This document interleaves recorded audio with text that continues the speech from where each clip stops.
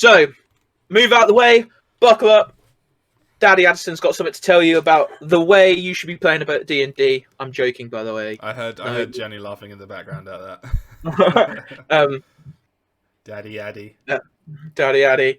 But yeah, obviously this is my favourite class, so let's get into it. So monks have 4 extra features that they're going to get as part of the Tasha's lot. They've got dedicated weapon, which lets you, after a short or long rest, focus your key on a weapon as the rest. Can I have a west? Daddy Addy, can I have a west? You must. It must be a simple or martial weapon. You must have a proficiency with it, and must be proficient in it, and it must lack the heavy or special properties. And you can make it a martial arts weapon for the sake of all your abilities and stuff like that, which is pretty cool. Because one of the things I do think is that monk weapons have literally lack much definition in the PHB. So you really have to talk to your DM and be like, "Can I have this as a monk weapon?" And they'll be like, "Well, no." And you're like, "But I know that monks use this as a martial arts weapon in real life." Yeah, so a monk's weapon in real life is just any farming tool. That's literally what monk weapons are. Or specialist martial arts weapons, Yeah, but a sai, it's not really a monk weapon, but that's a farming tool, isn't it? Yeah. I'm thinking ninjas, but monks in D&D are basically ninjas anyway. Yeah, so that's at 2nd level you get to do that.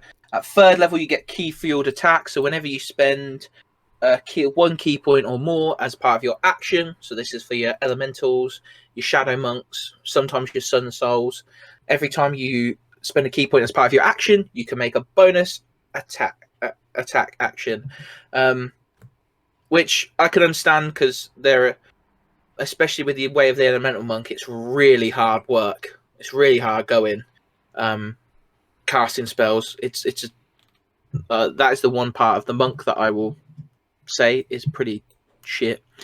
At 4th level, they get quickened healing, which as an action you spend 2 key points, roll a martial arts die, and regain a number of hit points equal to the number rolled plus your proficiency bonus.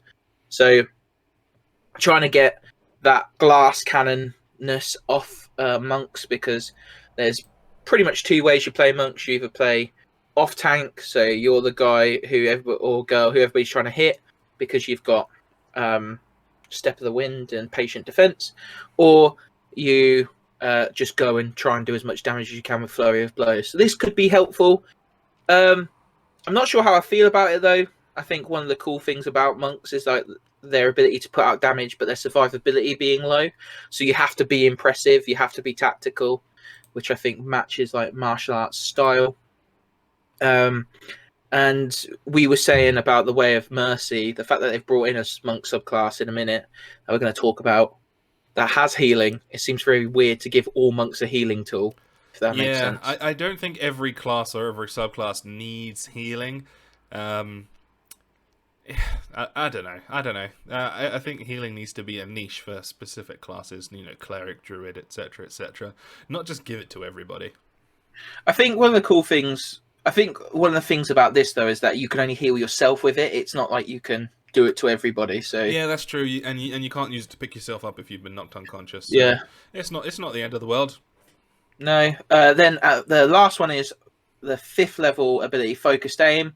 When you miss an attack roll, you can spend from 1 to 3 key points. Every 1 key point becomes a +2. So you have a potential to make it a +6 to your attack roll to turn that miss into a hit, which is pretty big. Yeah, that's kind of cool. I like that they're giving you more options to spend your key points, which is great. Yeah, because it was pretty much I'll Flurry of Blows now. It was almost becoming like the Eldritch Blast of martial Flurry of Blows, yeah. Flurry of Blows, yeah. Flurry of Blows. Say it again.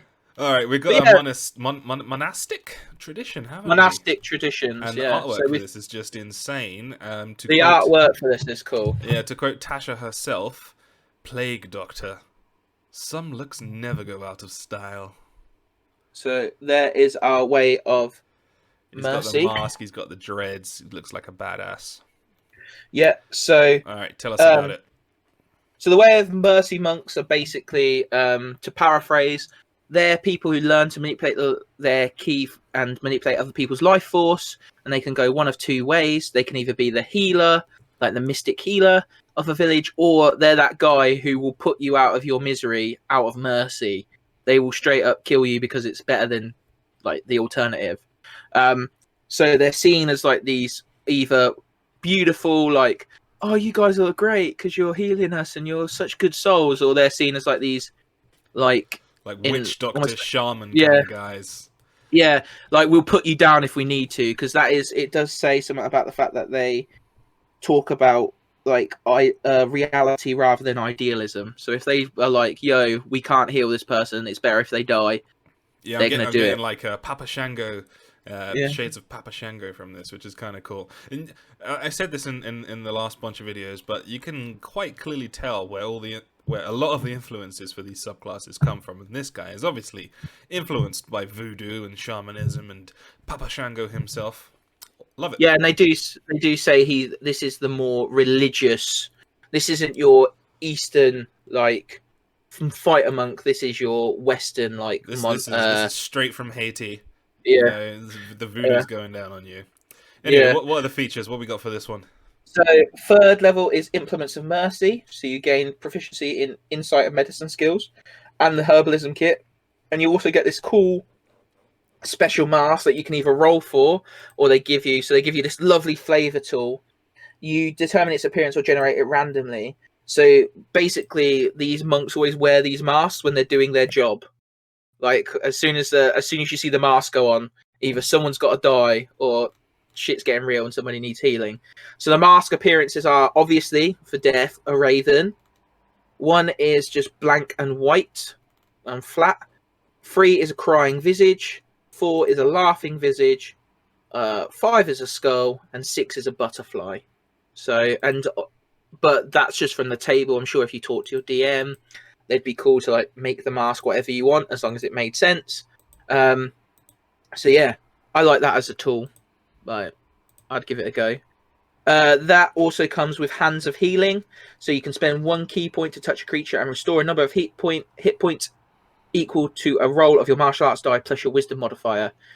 So they get a healing touch spell thing based on key, but when you use your Flurry of Blows, you can replace one unarmed strike with the use of this feature without spending a key point for the healing. So you can do Flurry of Blows afterwards and take an attack and heal, or heal then attack, which is pretty useful because it says touch a creature, so I can imagine you can do that on yourself as well. So that's pretty useful if you're struggling. Then you've got the last level 3 ability, which is Hand of Harm. You use your key to inflict wounds. When you hit a creature with an unarmed strike, you can spend 1 key point to deal extra necrotic damage equal to 1 roll of your martial arts die plus your wisdom modifier. And you can only use this once per turn. So you get like a very limited smite, necrotic smite as a monk, which I find kind of cool.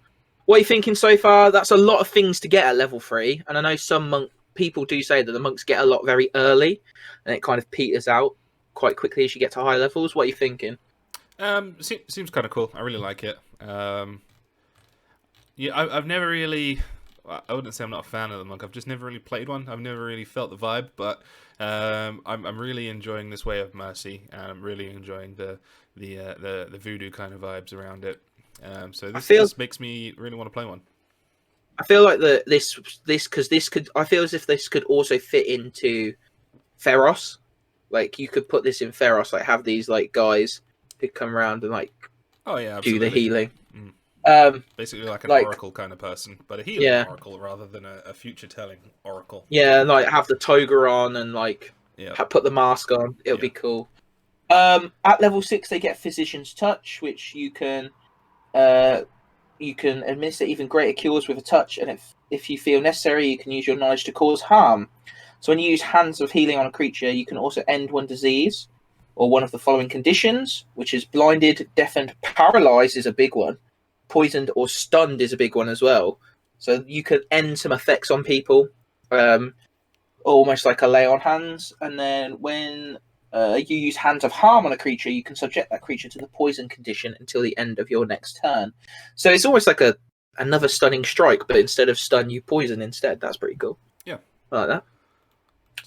Give us the cliff notes for the next two. No need to read it verbatim, otherwise we'll be here for 3 hours for this next half of the video. Yeah, so yeah, 11th level, you get Flurry of Healing and Harm. So, when you use Flurry of Blows, you can now just do healing or harm based on what you want to do without spending key points. With the key points, yeah. And then if you make a unarmed strike, you can use Hand of Harm to strike without spending a key point. So yeah, you can either Hand of Harm as well as doing your Flurry of Blows, or you can make both of them healing touches, which is pretty cool. It just basically reflavors and retools. Do you want to get the Tashas up on your screen so that you don't keep moving away from the microphone and looking away from the camera? Yeah, that's a good point. Whilst you do that, I'll take us through level 17. So level 17, you get Hand of Ultimate Mercy. The Mystery of Life energy opens the door to the Ultimate Mercy. As an action, you can touch the corpse of a creature that has died within the past 24 hours and spend 5 key points. The creature comes back to life, which is badass. So basically, by level 17, you get free Revivify as a monk, which is sick. Defibrillator. Yeah. Up you get. That's awesome. Yeah. Well, so that's pretty cool. I like that. Yeah. I like most of the monk stuff in here. Massive one next is my favorite one. Here we go. And if you're a fan of JoJo's Bizarre Adventure, this is for you. This is how you get to use your stand as you take the way of the astral self. Way of astral self monks can basically turn their soul into a weapon and manifest it as extra limbs or a protective body or like the face of their soul that can scare their enemies. It's so cool. So yeah, when you go to third level as the astral self. Oh, and by the way, again, I will say one thing about this book: the art, man. Like, look at that! How cool is that? Like, it reminds me of the famous painting. Who's the artist? Oh, it doesn't matter. But you know the painting where the guy's in the circle and he's got all the arms. Yeah. It reminds me of that. What you can do when you arms of the astral self, because at the moment I'm still trying to get this up because my computer's locking up. It's okay. I can go through it whilst you're getting that. So you can use wisdom instead of strength for your attacks, which is badass, and for strength saving throws. So you don't need to put any points in strength or dex once you get to level 3. You can use your arms to make unarmed attacks, which is cool. Although I don't see the point behind this, because why does it really matter? It gives you reach. Oh yeah, of course. Yes. It gives you reach. It gives you 5 extra feet. Yes, which is the next don't sell my baby out like that, Liam. Leon, don't sell my baby down like that. Yeah, and wisdom for the damage as well, not just for the attack. And the damage type is one of the best in D&D, because hardly anything has resistance or immunity to it. You can make the damage force damage from 3rd level. Yes. Yeah, buddy. Yes. So you can kick off. Oh, hang on. I've opened. The next thing we have here is another. Oh, this class is just so good. The visage of the astral self. You get to summon its face. So basically, at each level, just for clarity, you basically manifest another part of your soul. So this one's the visage. So you can summon your creature's face. As a bonus action, you take to activate the arms as well. So at 6th level, arms and face appear. You can spend 1 key point to summon the visage for 10 minutes. It vanishes early if you are incapacitated or die. And it covers your face like a helmet or mask. You determine its appearance, but it gives you Astral Sight, advantage on Wisdom, Insight, and Charisma Intimidation checks. Whoa. You just skipped a very important part of Astral Sight. You can see in magical darkness. So Oh yeah. Fuck your darkness spell. Yeah, you can see through magical darkness. You can see to a distance of 120 feet, boys. Like what? That's one thing I've noticed about this book. Why is everybody getting fucking dark vision? Like everyone's because getting they dark realize vision. it's just an unnecessary annoyance. Yeah, and then word of the spirit. When you speak, you can direct your words to a creature of your choice that you can see within 60 feet of you. Only that creature can hear you. You can fuck with people for 10 minutes and be there like, I'm gonna kill you. You're getting it. And Or hey baby, how you doing? or you can amplify your voice so all creatures within 600 feet can hear you. Can you imagine standing in the middle of a city? Yes, yes, Like, I can. like just I've been to cities 600 and I've feet. stood in the middle of them. No, but I mean, like, and just being like, "Yo, bitches, I'm here." Oh, this is so good. I'm so. Oh no, that's at 6th level, and then body of the astral self is the last. So this is when your astral self Yeah, becomes a full suit of armor. yeah, and oh man, it's complete. When you hang on, and when you work this, the special body covers your physical form like a suit of armor, connecting to your arms and the visage. So you're all there, and you can get these abilities: deflect energy. When you take acid, cold, fire, force, lightning, or thunder damage, you can use your reaction to deflect it. The damage you take is reduced by 1d10 plus your wisdom mod. So, yeah, I'm resistant to elements. Why not? Empowered arms. Once on each of your turns, you can hit a target with your arms of the astral self. You can deal extra damage to the target equal to your martial arts die. So, yeah, buddy. So, you get basically two of your martial arts dies every hit. And that then takes us to the awakened astral self, where you're complete. You've fully unleashed your full potential, and as a bonus action, you can spend 5 key points to summon the arms, visage, and body of the astral self and awaken it for 10 minutes. It ends if you're incapacitated or dead, but basically you get +2 bonus to armor class, an astral barrage, which whenever you make an extra attack, to attack twice, you can instead attack 3 times if all the attacks are made with your astral arms. Boys, I can now Muda. I'm so I'm so excited for this. I need someone to run a 5e game and let me play.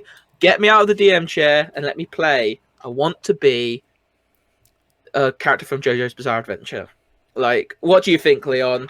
We've been rating them from 2 thumbs down to 2 thumbs up. How do you feel? For the whole section, this is nice and simple. This is 2 thumbs up from me. Yeah, definitely. I don't really have any complaints about the monk, to be honest. Which one's your favourite out of the 2? Obviously, mine's Astral Self, but I like the Way of Mercy, to be honest. I like the idea of like the hurt and heal on the knuckles and being that kind of guy. Bray Wyatt from WWE, the Fiend. I like that kind of thing. I also like the flavor of the masks and the voodoo vibes to it. I really like that one, the Way of Mercy. I think there's really cool things you can do with flavor for that one for certain settings. Yeah. Like Curse of Strahd with a Way of Mercy monk would be like, yes, yes. And like I think Astral Self might not work for Theros, but Theros would definitely work for Way of Mercy. Yeah, Astral Self seems that definitely work for Theros. Like, there's no reason it would. Do you think? Yeah, there's no reason it wouldn't.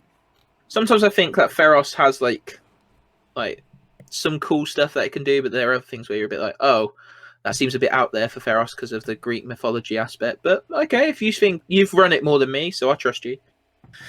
You're my homeboy. You wouldn't lie to me. But yeah, yes. 2 massive thumbs up from me on both. Astral Self. If anybody wants to run a game for me and let me play Astral Self, you're more than welcome. I'll take it.